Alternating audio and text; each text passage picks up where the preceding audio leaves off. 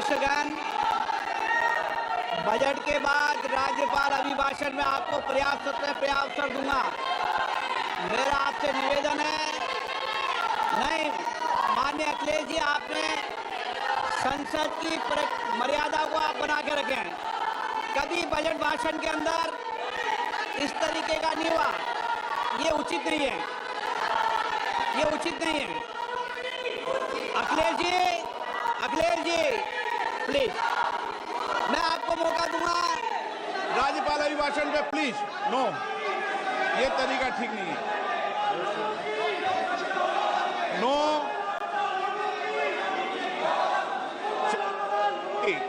राज्यपाल अभिभाषण पर चर्चा होगी। नो तरीका। Honorable Speaker, I present the budget for 25-26. This budget continues our government's efforts to A.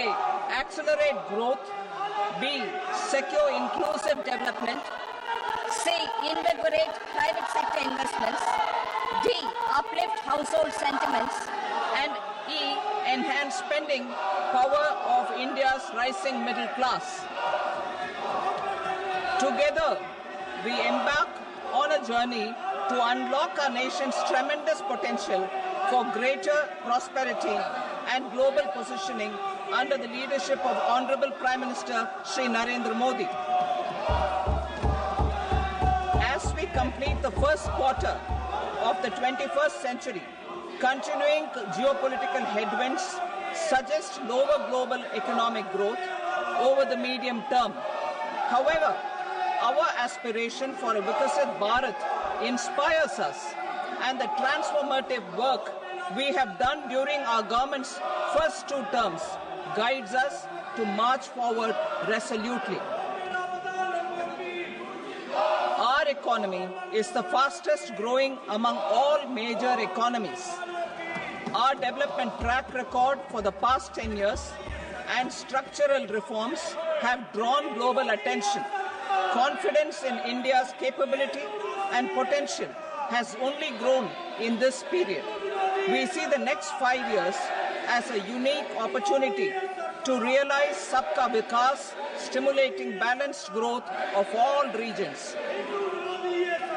The great Telugu poet and playwright Gurujada Apparao had said, "Deshamante matti kadoy, deshamante manushuloy," meaning a country is not just its soil, a country is its people.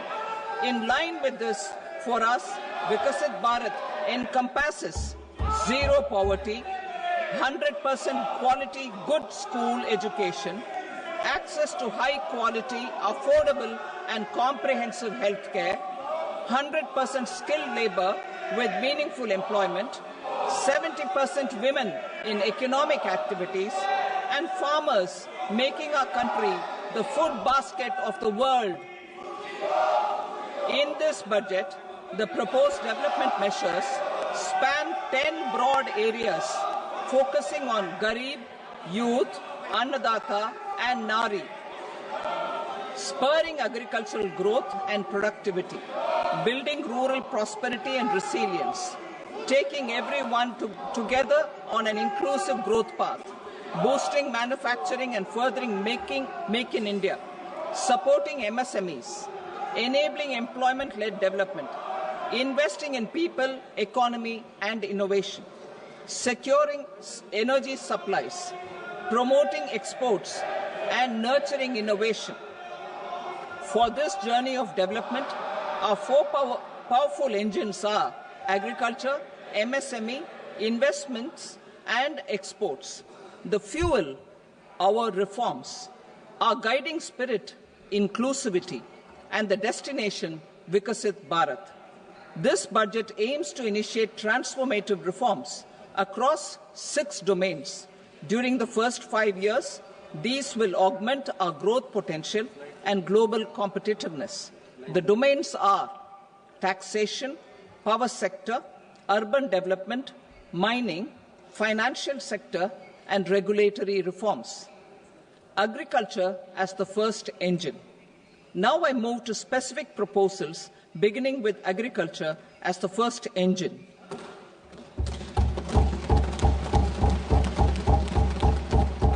Prime Minister Dhan Dhanya Krishi Yojana, Developing Agri-Districts Program.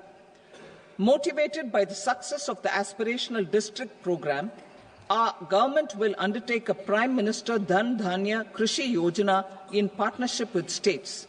Through the convergence of existing schemes and specialized measures, the program will cover 100 districts with low productivity, moderate crop intensity, and below average credit parameters.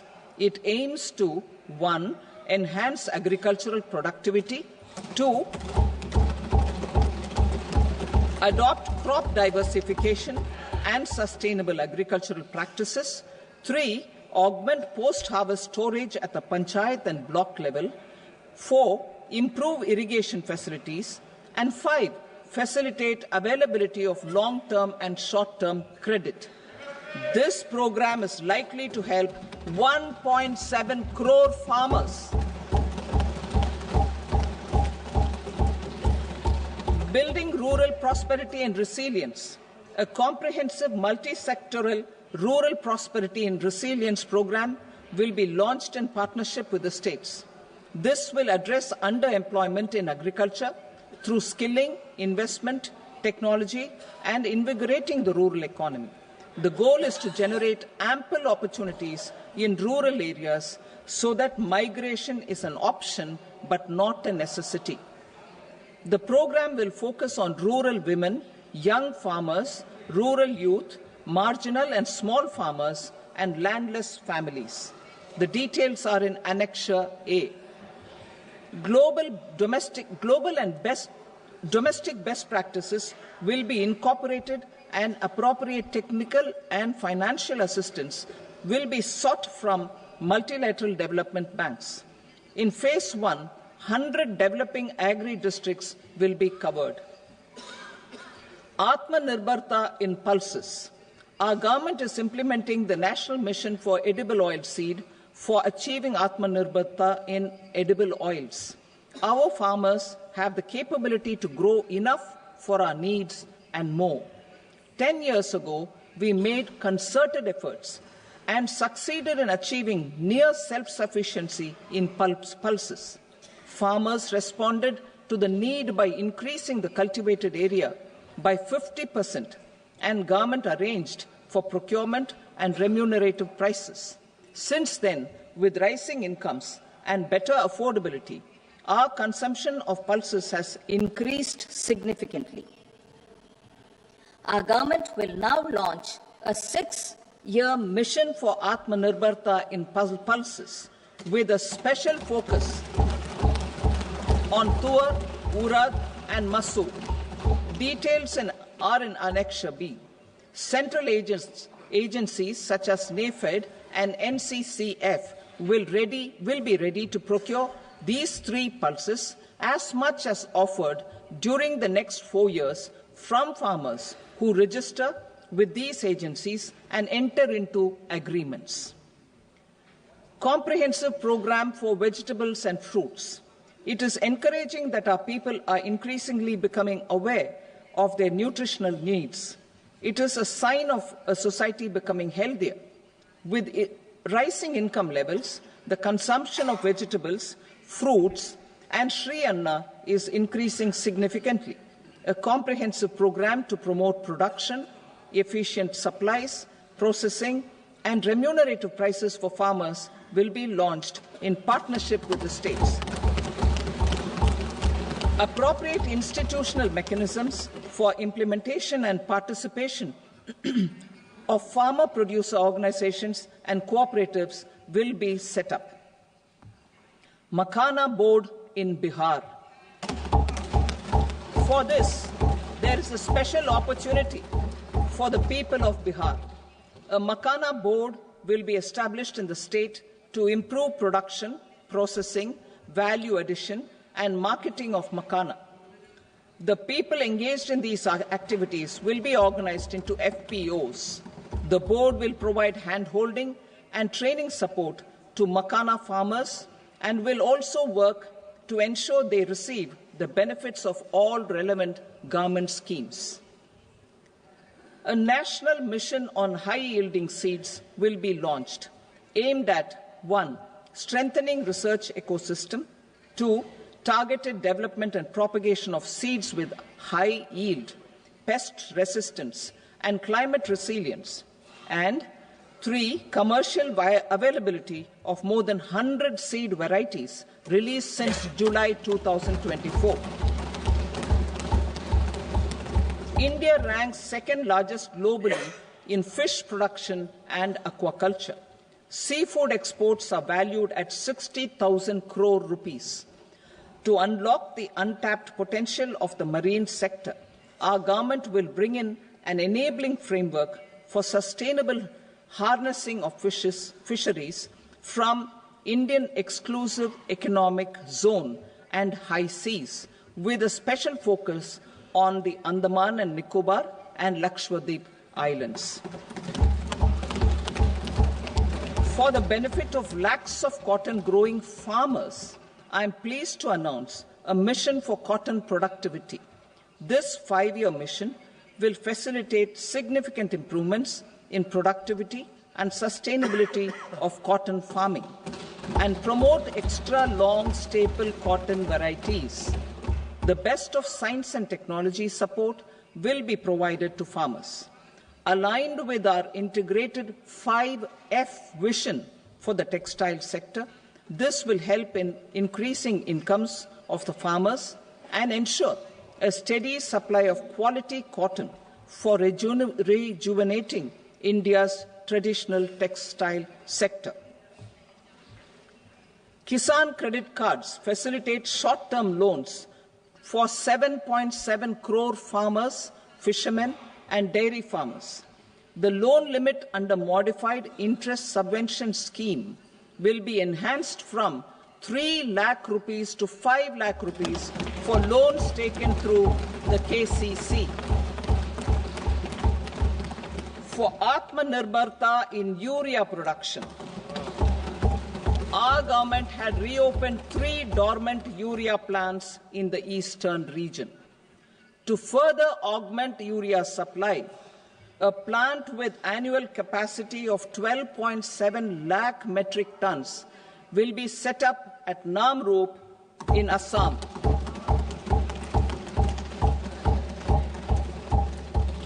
India Post, with 1.5 lakh rural post offices, complemented by the India Post Payment Bank and a vast network of 2.4 lakh Dak Sevaks, will be repositioned to act as a catalyst for the rural economy. Details are at Annexure C. India Post will also be transformed as a large public logistics organization. This will meet the rising needs of Vishwakarmas, new entrepreneurs, women, self-help groups, MSMEs, and the large business organizations. Our government will provide support to NCDC for its lending operations for the cooperative sector. MSMEs as the second engine. Now I move to MSMEs as the second engine, which encompasses manufacturing and services with a focus on MSMEs numbering 5.7 crores. Currently, over 1 crore registered MSMEs, employing 7.5 crore people and generating 36% of our manufacturing, have come together to position India as a global manufacturing hub. With their quality products, these MSMEs are responsible for 45% of our exports. To help them achieve higher efficiencies of scale, technological upgradation, and better access to capital, the investment and turnover limits for classification of all MSMEs will be enhanced to 2.5 and 2 times respectively. This will give them the confidence to grow and generate employment for our youth. The details are given in Annexure D. To improve access to credit, the credit guarantee cover will be enhanced. First, for micro and small enterprises from 5 crore to 10 crore rupees, leading to additional credit of 1.5 lakh crores in the next 5 years. Second, for startups from 10 crore rupees to 20 crore rupees, with the guarantee fee being moderated to 1% for loans in 27 focus sectors which are important for Atmanirbhar Bharat. And for well-run exporter MSMEs, for term loans up to 20 crore rupees. Also for the micro enterprises, we will introduce customized credit cards with a 5 lakh rupee limit for micro enterprises registered on Udyam portal. In the first year, 10 lakh such cards will be issued. Fund of funds for startups. The alternate investment fund, AIFs, for startups have received commitments of more than 91,000 crores rupees. These are supported by the fund of funds set up with the Government of India's contribution of 10,000 crore rupees. Now, a new fund of funds with expanded scope and a fresh contribution of another 10,000 crore rupees will be set up. A new scheme will be launched for 5 lakh women, scheduled castes and scheduled tribes, first-time entrepreneurs. This will provide term loans up to 2 crore rupees during the next 5 years. The scheme will incorporate lessons from the successful Stand Up India scheme. Online capacity building for entrepreneurship and managerial skills will also be organized. Measures for labor-intensive sectors. To promote employment and entrepreneurship opportunities in labor-intensive sectors, our government will undertake specific policy and facilitation measures. To enhance the productivity, quality, and competitiveness of India's footwear and leather sector, a focus product scheme will be implemented. The scheme will support design capacity, component manufacturing, and machinery required for production of non-leather quality footwear, besides the support for leather footwear and products. The scheme is expected to facilitate employment for 22 lakh persons, generate over 4 lakh crore rupees, and exports of over 1.1 lakh crore rupees. Measures for the toys sector. Building on the National Action Plan for Toys, we will implement a scheme to make India a global hub for toys. The scheme will focus on development of clusters, skills, and a manufacturing ecosystem that will create high-quality, unique, innovative, and sustainable toys that will represent the Made in India brand. Support for food processing. In line with our commitment towards Purvodaya, we will establish a National Institute of Food Technology, Entrepreneurship and Management in Bihar. The institute will provide a strong fillip to food processing activities in the entire eastern region. This will result in 1. Enhanced income for the farmers through value addition to their produce, and 2. Skilling entrepreneurship and employment opportunities for the youth. Manufacturing mission, furthering Make in India. Our government will set up a national manufacturing mission covering small, medium, and large industries for furthering Make in India by providing policy support, execution roadmaps, governance, and monitoring framework for central ministries and states. Details are in Annexure E. Given our commitment to climate-friendly development, the mission will also support clean tech manufacturing.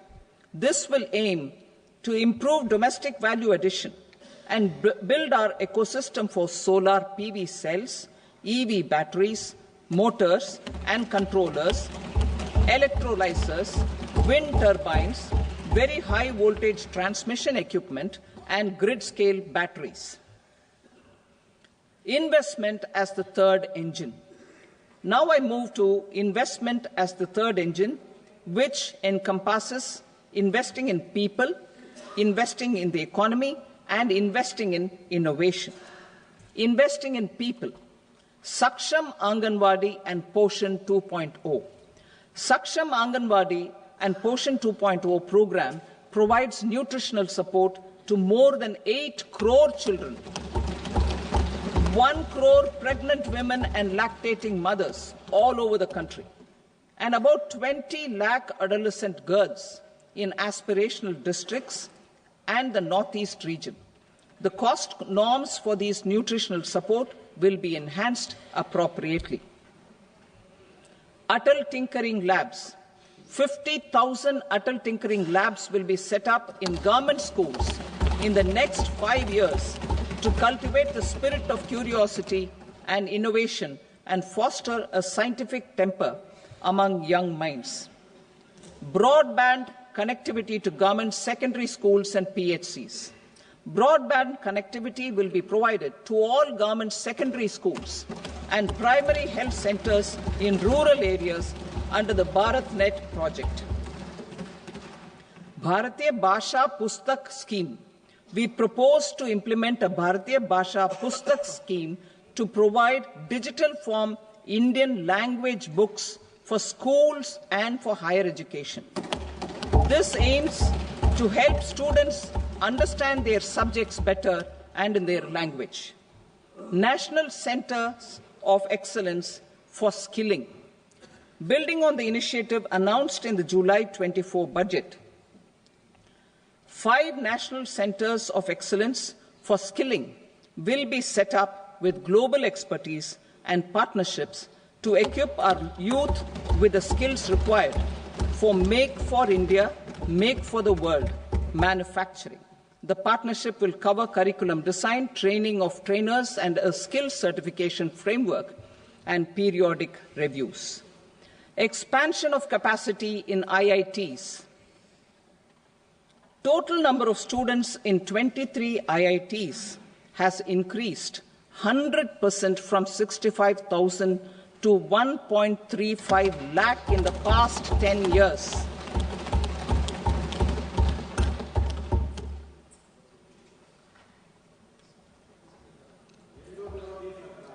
Additional infrastructure will be created in the 5 IITs started after 2014 to facilitate education for 6,500 more students. Hostel and other infrastructure capacity at IIT Patna will also be expanded.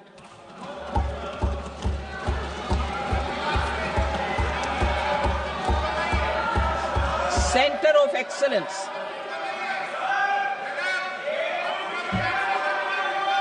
Center of Excellence in AI for Education. I had announced 3 centers of excellence in artificial intelligence for agriculture, health, and sustainable cities in 2023. Now a center of excellence in artificial intelligence for education will be set up with a total outlay of 500 crores. Expansion of medical education. Our government has added almost 1.1 lakh undergraduate and postgraduate medical education seats in 10 years, an increase of 130%. In the next year, 10,000 additional seats will be added in medical colleges and hospitals towards the goal of adding 75,000 seats in the next 5 years. Daycare cancer centers in all district hospitals. Our government will facilitate setting up of daycare cancer centers in all district hospitals in the next 3 years. 200 centers will be established in 25-26 itself. Strengthening urban livelihoods. Our government has been giving priority to assisting urban poor and vulnerable groups. A scheme for socio-economic upliftment of urban workers will be implemented to help them improve their incomes, have sustainable livelihoods, and a better quality of life. PM Swanidhi scheme has benefited more than 68 lakh street vendors, giving them respite from high-interest informal sector loans. Building on this success, the scheme will be revamped with enhanced loans from banks, UPI-linked credit cards with 30,000 rupees limit, and capacity building support. Social Security Scheme for welfare of online platform workers. Gig workers of online platforms provide great dynamism to the new age services economy. Recognizing their contribution, our government will arrange for their identity cards and registration on the e-Shram portal. They will be provided healthcare under PM Jan Arogya Yojana. This measure is likely to assist nearly 1 crore gig workers.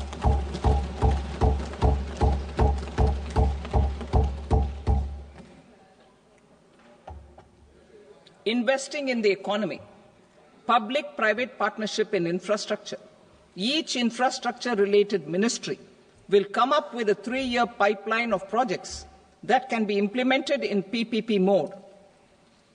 States will also be encouraged to do so and can seek support from the India Infrastructure Project Development Fund, which is a scheme to prepare PPP proposals. Support to states for infrastructure. An outlay of 1.5 lakh crore is proposed for the 50-year interest-free loans to states for capital expenditure and incentives for reforms. Building on the success of the first asset monetization plan announced in 2021, the second plan for 2025 to 30 will be launched to plow back capital of 10 lakh crore in new projects. Regulatory and fiscal measures will be fine-tuned to support the plan. Jal Jeevan Mission. Since 2019, 15 crore households representing 80% of India's rural population have been provided access to portable tap water connections. To achieve 100% coverage, I am pleased to announce the extension of this mission until 2028 with an enhanced total outlay. The mission's focus will be on the quality of infrastructure and O&M of rural piped water supply schemes through Jan Bhagidari. A separate MOU or separate MOUs will be signed with the states and union territories to ensure sustainability and citizen-centric water services delivery. Urban sector reforms. Building on the July budget proposals, urban sector reforms related to governance, municipal services, urban land and planning will be incentivized. Urban Challenge Fund. The government will set up an Urban Challenge Fund of 1 lakh crore rupees to implement the proposals for cities as growth hubs, creative redevelopment of cities, and for water and sanitation purposes announced in the July budget. This fund will finance up to 25% of the cost of bankable projects, with a stipulation that at least 50% of the cost is funded from bonds, bank loans, and PPPs. An allocation of 10,000 crore is proposed in 2025-26. Power sector reforms. We will incentivize electricity distribution reforms and augmentation of intra-state transmission capacity by states. This will improve financial health and capacity of electricity companies. Additional borrowing of 0.5% of GSDP will be allowed to states contingent on these reforms. Nuclear energy mission for Vikasit Bharat. Development of at least 100 gigawatt of nuclear energy by 2047 is essential for our energy transition efforts. For an active partnership with the private sector towards this goal, amendments to the Atomic Energy Act and the Civil Liability for Nuclear Damage Act will be taken up. A nuclear energy mission for research and development of small modular reactors with an outlay of 20,000 crore will be set up. At least 5 indigenously developed small modular reactors will be operationalized by 2033. Shipbuilding. The shipbuilding financial assistance policy will be revamped to address cost disadvantages. This will also include credit notes for shipbreaking in Indian yards to promote the circular economy. Large ships above a specified size will be included in the infrastructure harmonized master list. Shipbuilding clusters will be facilitated to increase the range, categories, and capacity of ships. This will include additional infrastructure, facilities, skilling, and technology to develop the entire ecosystem. Maritime Development Fund. For long-term financing for the maritime industry, a Maritime Development Fund with a corpus of 25,000 crore rupees will be set up. This will be for distributed support and promoting competition. This will have up to 49% contribution by the government, and the balance will be mobilized from ports and from private sector. UDAN regional connectivity schemes. UDAN has enabled 1.5 crore middle-class people to meet their aspirations for speedier travel. The scheme has connected 88 airports, and operationalized 619 routes. Inspired by that success, a modified UDAN scheme will be launched to enhance regional connectivity to 120 new destinations and carry 4 crore passengers in the next 10 years. 4 crore additional passengers in the next 10 years. The scheme will also support helipads and smaller airports in hilly, aspirational, and northeast regional districts. Greenfield airports will be facilitated in Bihar to meet the future needs of the state.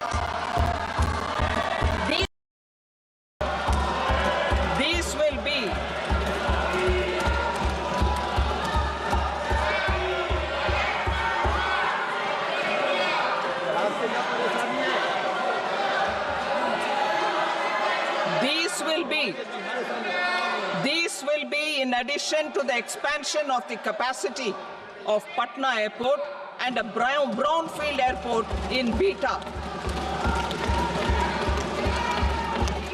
Western Kosi Canal project in Mithilanchal. Financial support will be provided for the Western Kosi Canal ERM project, benefiting a large number of farmers, cultivating over 50,000 hectares of land in the Mithilanchal region of Bihar. Mining sector reforms.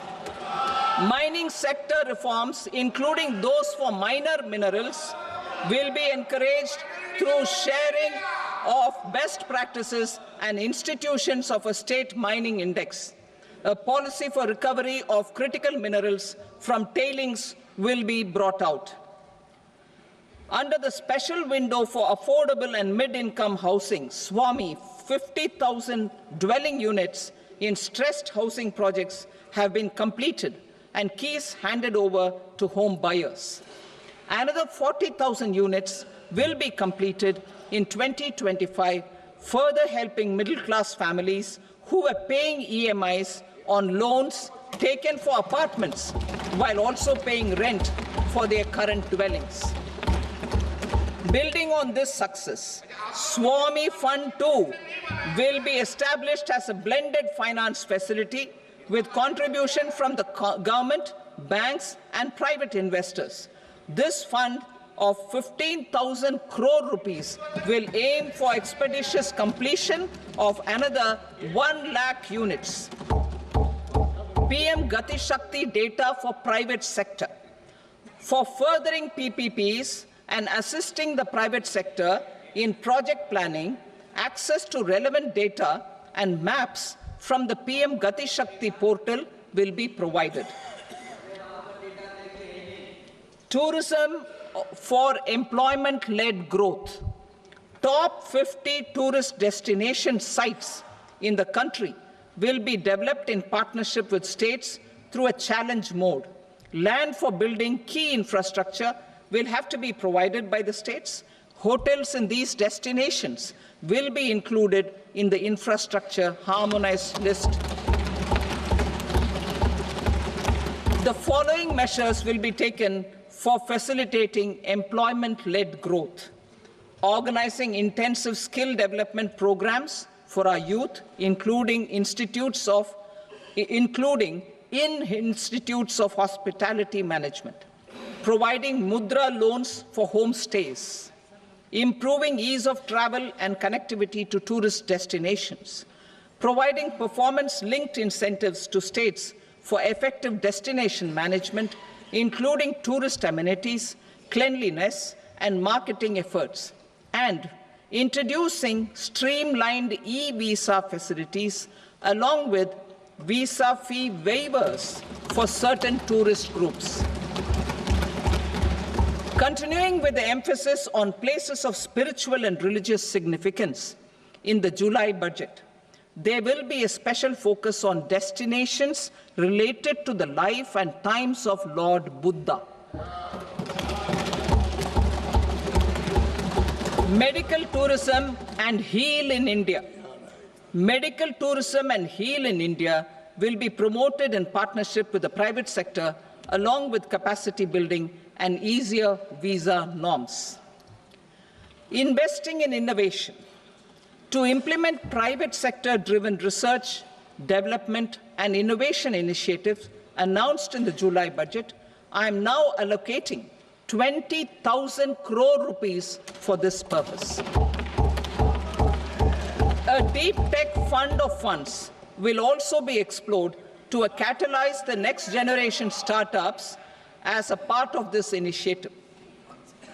In the next 5 years, under the PM Research Fellowship Scheme, we will provide 10,000 fellowships for technological research in IITs and IISc with enhanced financial support.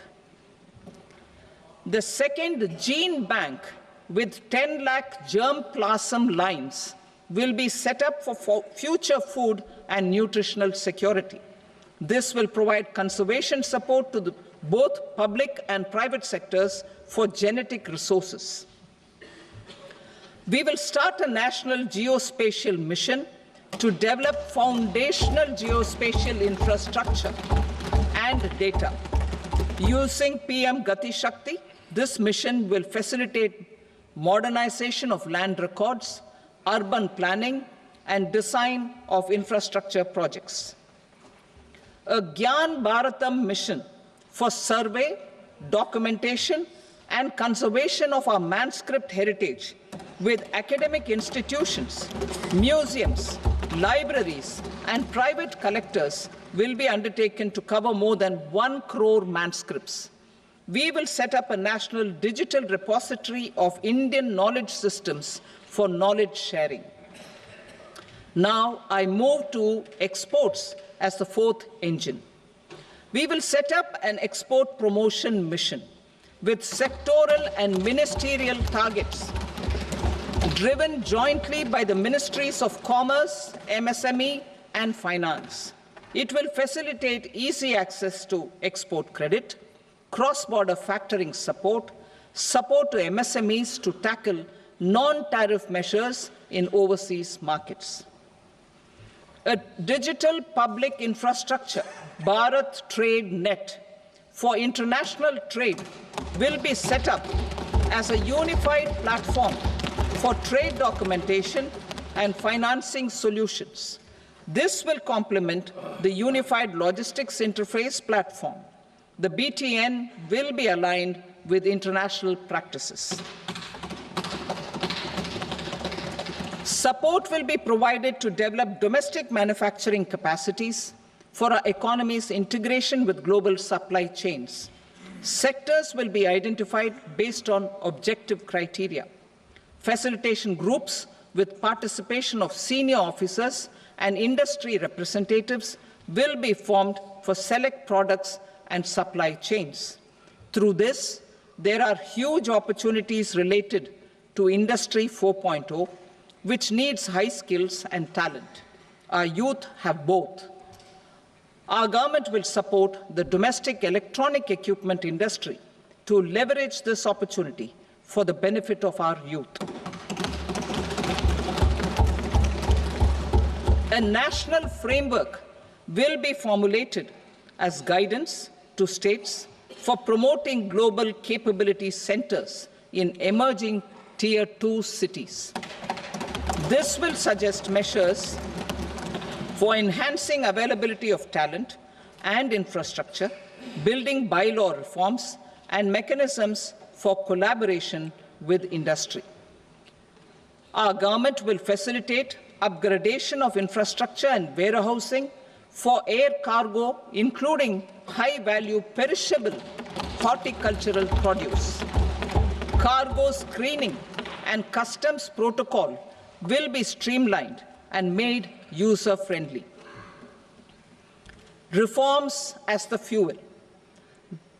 Over the past 10 years, our government has implemented several reforms for convenience of taxpayers, such as faceless assessment, 2, taxpayer charter, 3, faster returns, 4, almost 99% returns being on self-assessment, and 5, Vivad Se Vishwas scheme.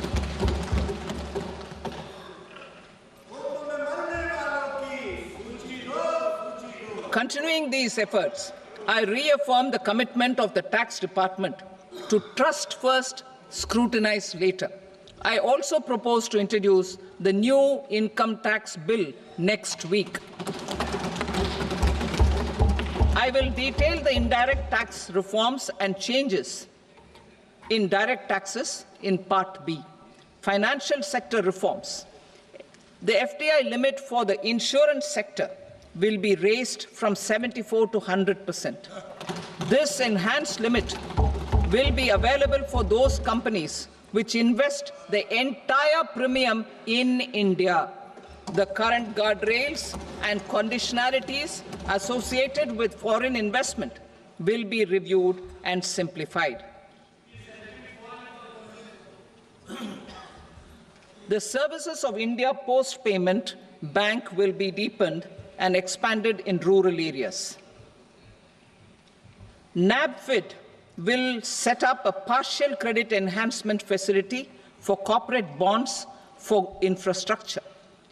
Public sector banks will develop Grameen Credit Score framework to serve the credit needs of SHG members and people in rural areas. A forum for regulatory coordination and development of pension products will be set up. To implement the earlier announcement on simplifying the KYC processes, the revamped Central KYC Registry will be rolled out in 2025. We will also implement a streamlined system for periodic updating. Requirements and procedures for speedy approval of company mergers will be rationalized. The scope for fast-track mergers will also be widened and the process made simpler. As proposed in the interim budget, we signed bilateral investment treaties with 2 countries in 2024 to encourage sustained foreign investment, and in the spirit of First Develop India, the current model BIT will be revamped and made more investor-friendly. In the last 10 years, in several aspects, including financial and non-financial, our government has demonstrated a steadfast commitment to ease of doing business. We are determined to ensure that our regulations must keep up with technological innovations and global policy developments. A light-touch regulatory framework based on principles and trust will unleash productivity and employment. Through this framework, we will update regulations that were made under old laws. To develop this modern, flexible, people-friendly, and trust-based regulatory framework appropriate for the 21st century, I propose 4 specific measures. A high-level committee for regulatory reforms will be set up for a review of all non-financial sector regulations, certifications, licenses, and permissions. The committee will be expected to make recommendations within a year. The objective is to strengthen trust-based economic governance and take transformational measures to enhance ease of doing business, especially in matters of inspection and compliances. States will be encouraged to join in this endeavor. An investment friendliness index of states will be launched in 2025 to further the spirit of competitive, cooperative federalism. Under the Financial Stability and Development Council, a mechanism will be set up to evaluate impact of the current financial regulations and subsidiary instructions. It will also formulate a framework to enhance their responsiveness and development of the financial sector. In the Jan Vishwas Act 2023, more than 180 legal provisions were decriminalized. Our government will now bring up the Jan Vishwas Bill 2.0 to decriminalize more than 100 provisions in various laws. I now move to fiscal policy. In the July budget, I had committed to staying the course for fiscal consolidation. Our endeavor will be to keep the fiscal deficit each year such that central government debt remains on a declining path as a percentage of the GDP. The roadmap for the next 6 years has been detailed in the FRBM statement. Revised estimates for 2024-25. The revised estimate of the total receipts other than borrowings is 31.47 lakh crore rupees, of which the net tax receipts are 25.57 lakh crore rupees. The revised estimate of the total expenditure is 47.16 lakh crore rupees, of which the capital expenditure is about 10.18 lakh crore rupees. The revised estimate of the fiscal deficit is 4.8% of the GDP. Budget estimates for 25-26. Coming to 25-26, the total receipts other than borrowings and total expenditure are estimated at 34.96 lakh crore rupees and 50.65 lakh crore rupees respectively. The net tax receipts are estimated at 28.37 lakh crore rupees. The fiscal deficit is estimated to be 4.4% of GDP. To finance the fiscal deficit, the net market borrowings from dated securities are estimated at 11.54 lakh crore. The balance financing is expected to come from small savings and other sources. The gross market borrowings are estimated at 14.82 lakh crore rupees. I will now move to Part B. Indirect taxes. My proposals relating to customs aim to rationalize tariff structure and address duty inversion. These will also support domestic manufacturing and value addition, promote exports, facilitate trade, and provide relief to common people.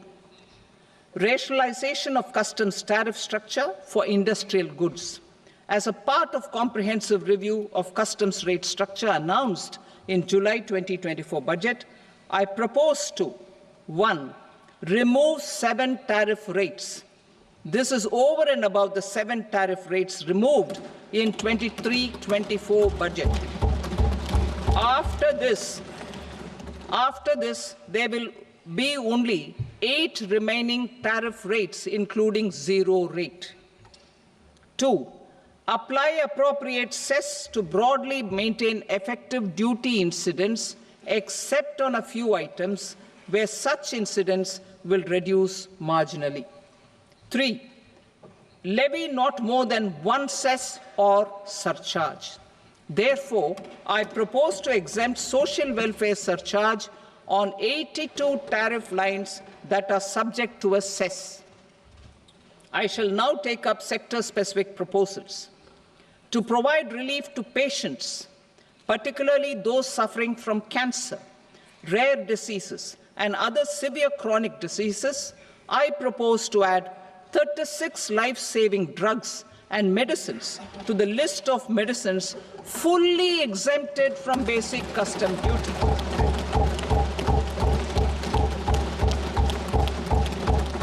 I also propose to add 6 life-saving medicines to the list attracting concessional custom duty of 5%. Full exemption and concessional duty will also respectively apply on the bulk drugs for manufacture of the above. Specified drugs and medicines under patient assistance programs run by the pharmaceutical companies are fully exempt from BCD, provided the medicines are supplied free of cost to the patients. I propose to add 37 more medicines along with 13 new patient assistance programs. Support to domestic manufacturing and value addition. Critical minerals. In the July 2024 budget, I had fully exempted BCD on 25 critical minerals that are not domestically available. I had also reduced BCD of 2 other such minerals to provide a major fillip to their processing, especially by MSMEs. Now, I propose to fully exempt cobalt powder and waste, the scrap of lithium-ion battery, lead, zinc, and 12 more critical minerals. This will help secure the availability for manufacturing in India and promote more jobs for our youth. To promote domestic production of technical textile products such as agro-textiles, medical textiles, and geotextiles at competitive prices, I propose to add 2 more types of shuttle-less looms to the list of fully exempted textile machinery. I also propose to revise the BCD rate on knitted fabrics covered by 9 tariff lines from 10 or 20 to 20% or 115 rupees per kg, whichever is higher. Electronic goods. In line with our Make in India policy and to rectify inverted duty structure, I propose to increase the BCD on interactive flat panel display from 10% to 20% and reduce the BCD to 5% on open cell and other components. In 23-24 budget, for the manufacture of open cells of LCD, LED TVs, I had reduced the BCD on parts of open cells from 5% to 2.5%. To further boost the manufacture of such open cells, the BCD on these parts will now stand exempted. Lithium-ion battery. To the list of exempted capital goods, I propose to add 35 additional capital goods for EV battery manufacturing and 28 additional capital goods for mobile phone battery manufacturing. This will boost domestic manufacture of lithium-ion batteries, both for mobile phones and for electric vehicles. Shipping sector. Considering that shipbuilding has a long gestation period, I propose to continue the exemption of BCD on raw materials, components, consumables, or parts for the manufacture of ships for another 10 years.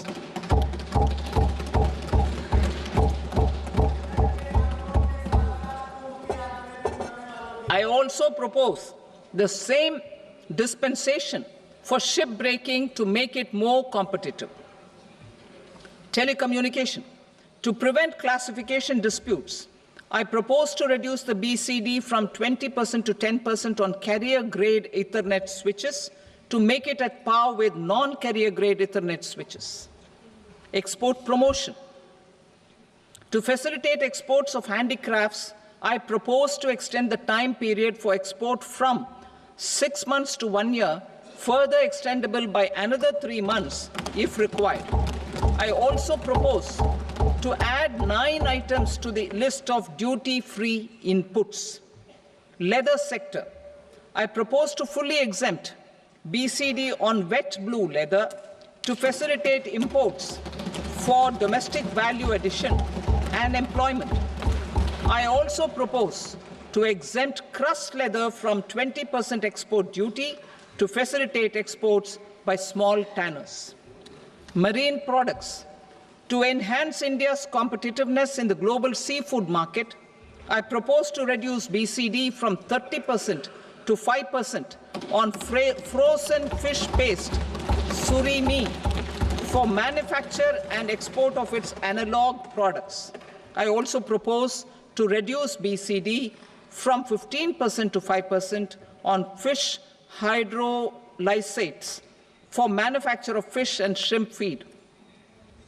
In July 2024 budget, to promote development of domestic MROs for aircraft and ships, I had extended the time limit for export of foreign origin goods that were imported for repairs from 6 months to 1 year and further extendable by 1 year. I now propose to extend the same dispensation for railway goods. Time limit for provisional assessment. Presently, the Customs Act 1962 does not provide any time limit to finalize provisional assessments, leading to uncertainty and cost to trade. As a measure of promoting ease of doing business, I propose to fix a time limit of 2 years, extendable by a year, for finalizing the provisional assessment. I propose to introduce a new provision that will enable importers or exporters, after clearance of goods, to voluntarily declare material facts and pay duty with interest but without penalty. This will incentivize voluntary compliance.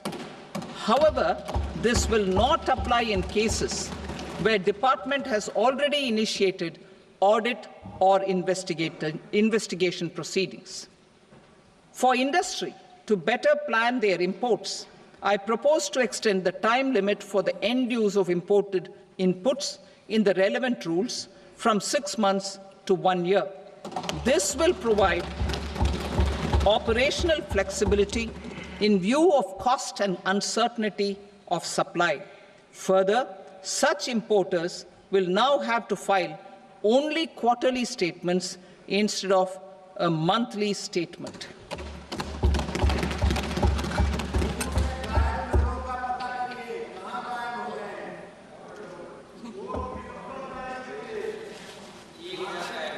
I now come to my direct tax proposals.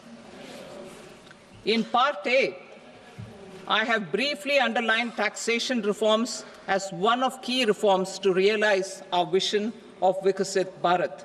In respect of criminal law, our government had earlier ushered in Bharatiya Nyaya Sanhita, replacing Bharatiya Danda Sanhita.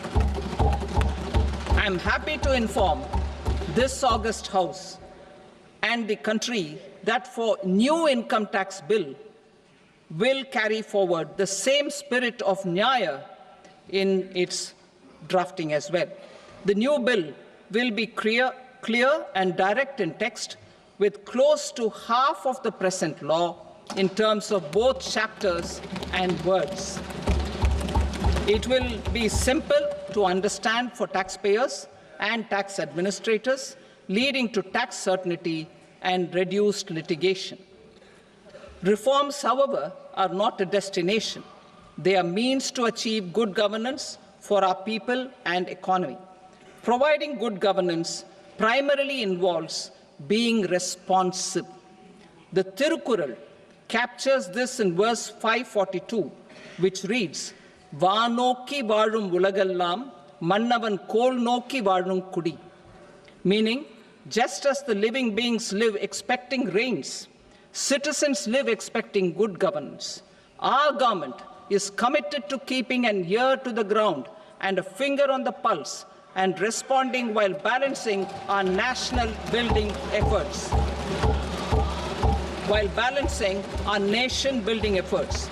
The following measures will detail just how our government will, under the guidance of PM Modi, has taken steps to understand and address.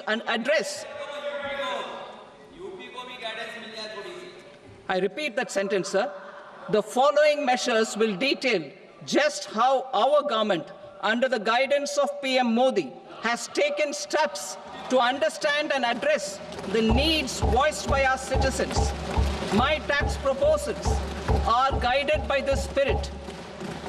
The objectives of my proposals are as follows: personal income tax reforms with special focus on middle class, rationalization of TDS and TCS for easing difficulties, encouraging voluntary compliance, reducing compliance burden, ease of doing business, employment and investment. I will come to my proposal on personal income tax towards the end. TDS and TCS, rationalization for easing difficulties. I propose to rationalize tax deduction at source, TDS, by reducing the number of rates and thresholds above which TDS is deducted.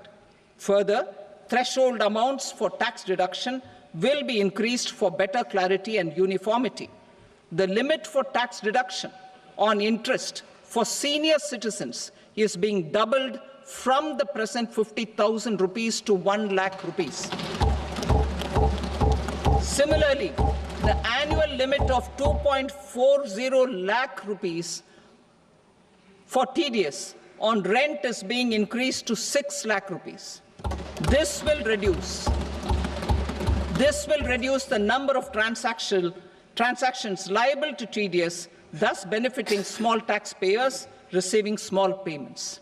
The threshold to collect tax at source, the TCS, on remittances under RBI's liberalized remittance scheme, the LRS, is proposed to be increased from 7 lakh to 10 lakhs.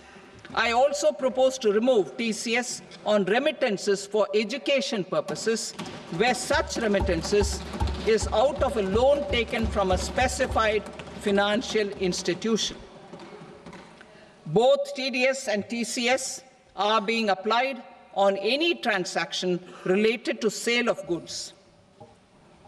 To prevent such compliance difficulties, I propose to omit the TCS. I also propose that the provisions of the higher TDS deduction will now apply only in non-PAN cases.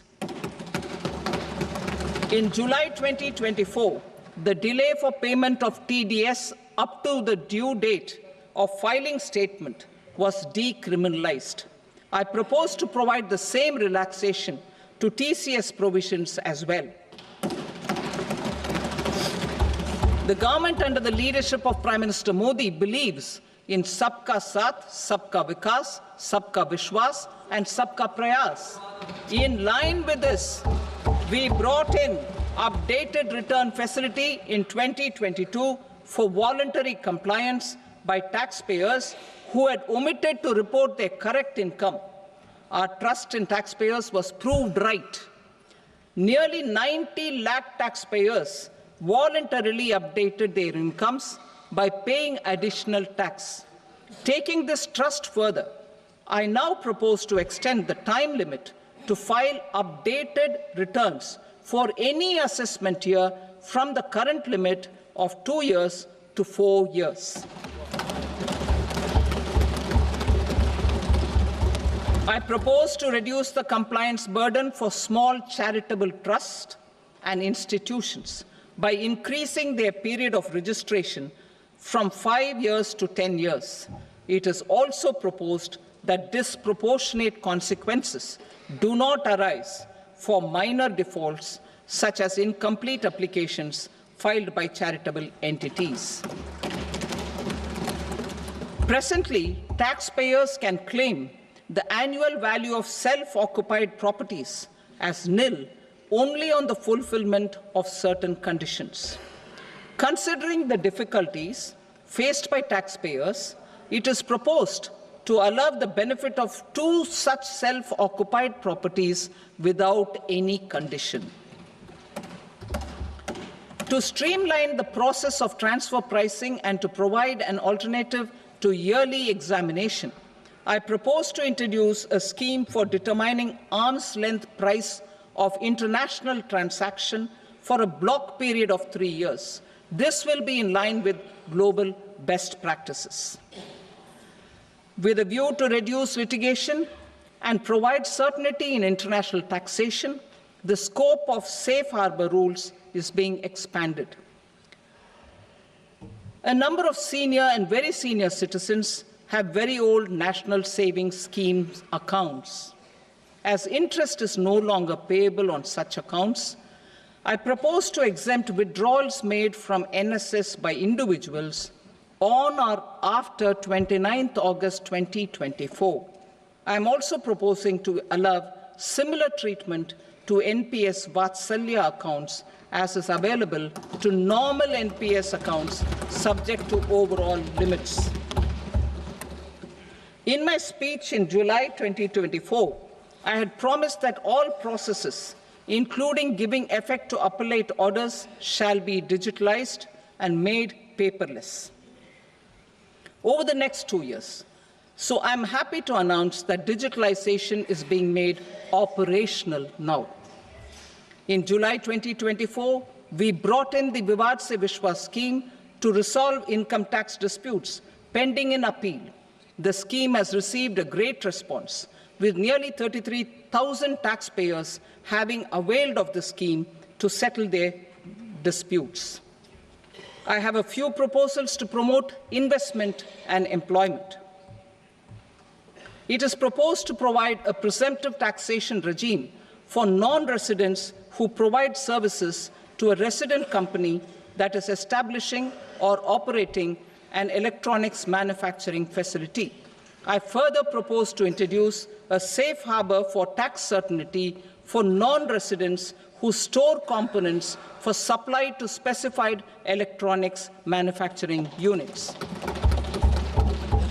Presently, the tonnage tax scheme is available only to sea-going ships.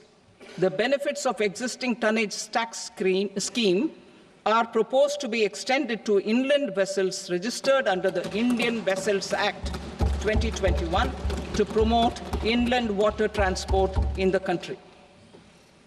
Extension for incorporation of startups. We continue to support the Indian startup ecosystem. I propose to extend the period of incorporation by 5 years to allow the benefit available to startups which are incorporated before 1/4/2030. In order to attract and promote additional activities in the IFSC, I am inter alia proposing specific benefits to ship leasing units, insurance offices, and treasury centers of global companies which are set up in IFSC. Further, to claim benefits, the cut-off date for commencement in IFSC has also been extended by 5 years to 31/3/2030. Category 1 and Category 2 AIFs are undertaking investments in infrastructure and other such sectors. I propose to provide certainty of taxation to these entities on the gains from securities. To promote funding from sovereign wealth funds and pension funds to the infrastructure sector, I propose to extend the date of making an investment by 5 more years up to 31st March 2030.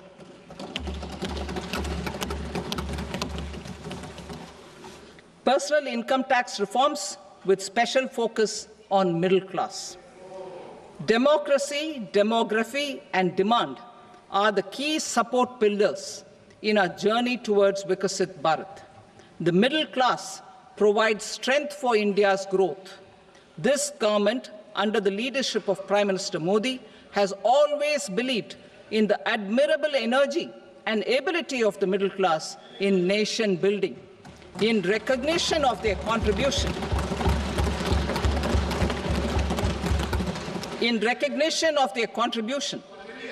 we have periodically reduced their tax burden. Right after 2014, the nil tax slab was raised to 2.5 lakhs of rupees, which was further raised to 5 lakh rupees in 2019 and to 7 lakh rupees in 2023. This is reflective of our government's trust on the middle-class taxpayers. I am now happy to announce that there will be no income tax payable up to income of 12 lakh rupees.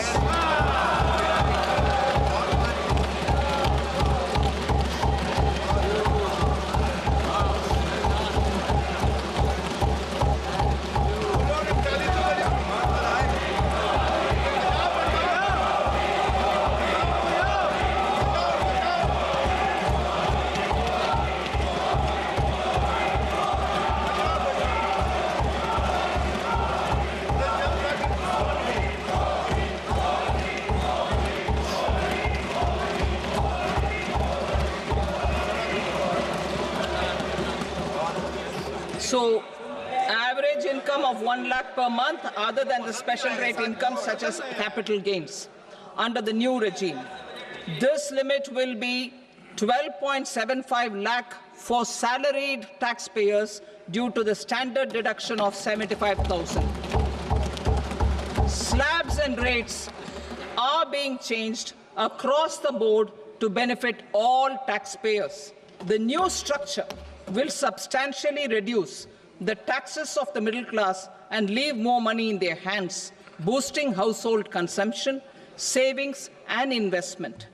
In the new tax regime, I propose to revise tax rate structures as follows: 0 to 4 lakh rupees nil, 4.8 lakh rupees to 4 to 8 lakh rupees 5%, 8 to 12 lakh rupees 10%, 12 to 16 lakh rupees 15%, 16 to 20 lakh rupees 20%, 20 to 24 lakh rupees 25%, and above 24 lakh rupees 30%.